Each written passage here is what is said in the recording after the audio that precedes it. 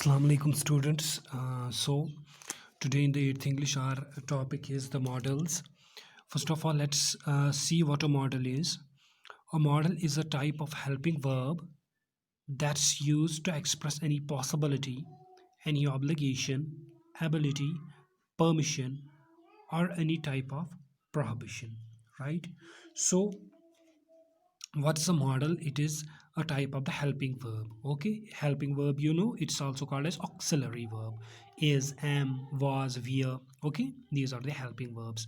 So you should in addition to that know one thing, that these mostly come in front of the main verbs. Okay, main verbs से पहले ज़्यादातर ये लगते हैं.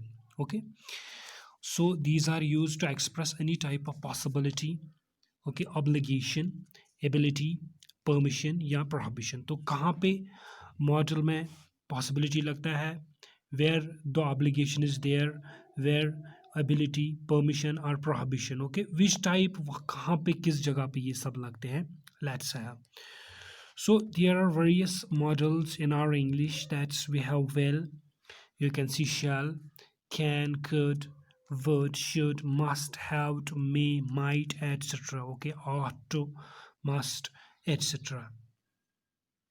So first of all, I tell you that these are some of the models in the English, and we are going to discuss first of all here the use of will and shall. Okay, where the will is used and where the shall is used. So first of all, we will see in the assertive sentences. Assertive sentences. Okay, first of all, you know what's an assertive sentence. Okay, which asserts something, which states something, which says something. Okay, when mere futurity is intended, जब हम simply कुछ कहेंगे, मतलब वो sentence जिसमें future के बारे में कहा जाए. ओके, मेयर, मगर उसमें कोई भी कमांड नहीं होगी. ओके, बात समझ में आई? There is not any command in the sentence. Okay, for example, अच्छा, उसमें एजर्टिव सेंटेंसेस में याद रखना बेटा, एजर्टिव सेंटेंस में, assertive sentence, as I already said, is that very sentence which states something. So jab when we discuss something or when we say something about the future but there is no command in the sentence. Okay, there is not any command in the sentence. There, in that very assertive sentence, shall is used for the first person. Okay, shall is used for the first person. Okay, so there shall is used in the first person, and their will, okay, will is used in the, is used for the second and third person. तो मेरे कहने का मतलब ये है बेटा, जहाँ पे भी assertive sentence आएगा, ओके, जिसमें सिंपली फ्यूचर की कोई बात होगी लेकिन उस सेंटेंस में कमांड कोई नहीं होगा, राइट, वहां पे शैल आता है फर्स्ट पर्सन के साथ और will second and third person के साथ आता है. As you know that first person is, if we are talking here, if we are you are in front of me, I am your teacher, I am the speaker, so I am the first person. You, if you are only one student, then you are the second person singular. If you are more than one student, then you are second person plural. So there shall is used for the first person and will is used for the second and the third person, where the assertive sentence simply in the assertive sentence when there is a sentence of mere futurity without any command. For example, I shall finish my work quickly. Okay, I shall finish my work quickly. This is the first person singular, so here will come shall, not will. Okay, because it is the it is the sentence that denotes the action of the futurity, okay, without any command, right? Chali. After that, here is he will finish his work quickly. Here it will come he, because he is, it is the third person singular, right? He, as I already told you, that will come with he, third person. So he है third person, लिहाजा यहाँ पे आएगा he will finish his work quickly, वो करेगा finish अपना काम जल्दी से. So this is the sentence assertive sentence of futurity, future का, but with the third person without any command. यहाँ पे कोई भी कमांड नहीं है, it's a simple assertive sentence. He will finish his work quickly, लिहाजा यहाँ पे थर्ड पर्सन के साथ विल लगेगा. Okay, now we shall not be able to come, हम आ नहीं पाएंगे. We shall not, this is also future. Okay, futurity. We, this is, what is this we? Now this is here first person plural, right? So चाहे first person plural हो या first person singular हो, उसमें जो assertive sentence आएगा बेटा future का, उसमें सेंटेंस होगा वो फ्यूचर टेंस का होगा, लेकिन उसमें कोई कमांड नहीं होगी. वहाँ पे फर्स्ट पर्सन सिंगुलर और फर्स्ट पर्सन प्लूरल के साथ शैल लगता है. अगर assertive सेंटेंस में फ्यूचरिटी होगा विदाउट एनी कमांड, लेकिन सेकंड पर्सन होगा या थर्ड पर्सन होगा, वहाँ पे विल लगेगा. Okay, that's why I wrote here we shall not be able to come. Okay, they will not be able to come. So this is third person plural, right? As I already told you that whether it is second person singular or third person singular, second person plural or third person plural, third, this is they, this is third person plural, will not be able to come. So अगर ये भी मतलब they will not be able to come, वो आ नहीं पाएंगे, इसका मतलब है सबसे पहले अगर हम देखेंगे बेटा sense of the sentence, this is the future. Okay, future tense, and there is not any command, this is a simple assertive sentence, right? That's why यहाँ पे जो है थर्ड पर्सन चाहे हो. Okay, so this is third person के साथ लगता है will. ओके,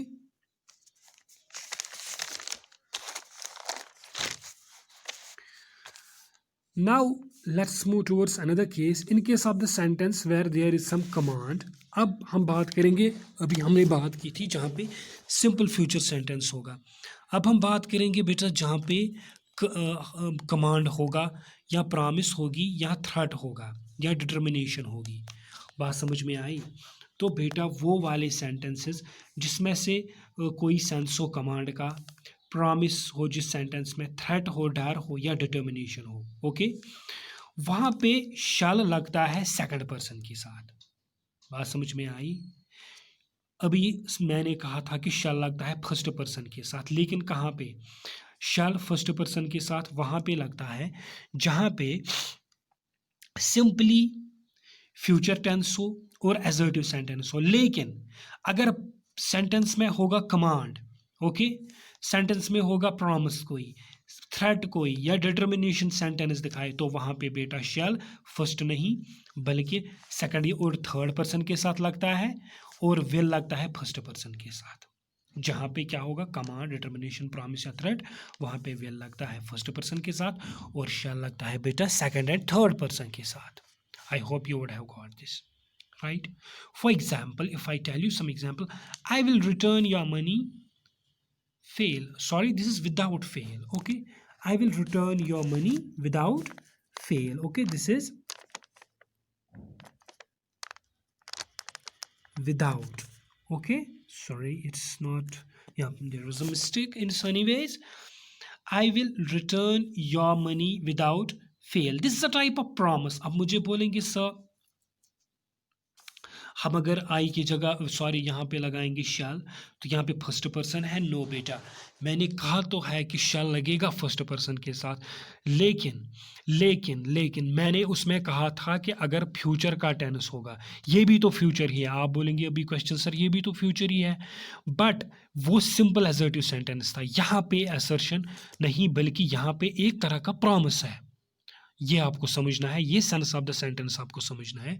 ओके, क्योंकि जब एग्जाम्स में when the exams start and this questions come, तो वहाँ पे फिर अगर प्रिपरेशन नहीं होगी, एवरी सेंटेंस आप सॉरी एवरी मॉडल यहाँ पे सेम लगता है. विल भी आएगा, शैल भी आएगा, but when you would have prepared yourself कि कौन कहाँ पे लगेगा, then there will be no problem. So I am telling you yes this is future tense. Yes there is some assertion also, but there is a type of a promise. I will return your without fail. Okay, किसी मतलब कुछ भी tension के बगैर मैं आपका जो money है वो आपको लौटा दूंगा. This a type of promise. We will not withdraw from the contest.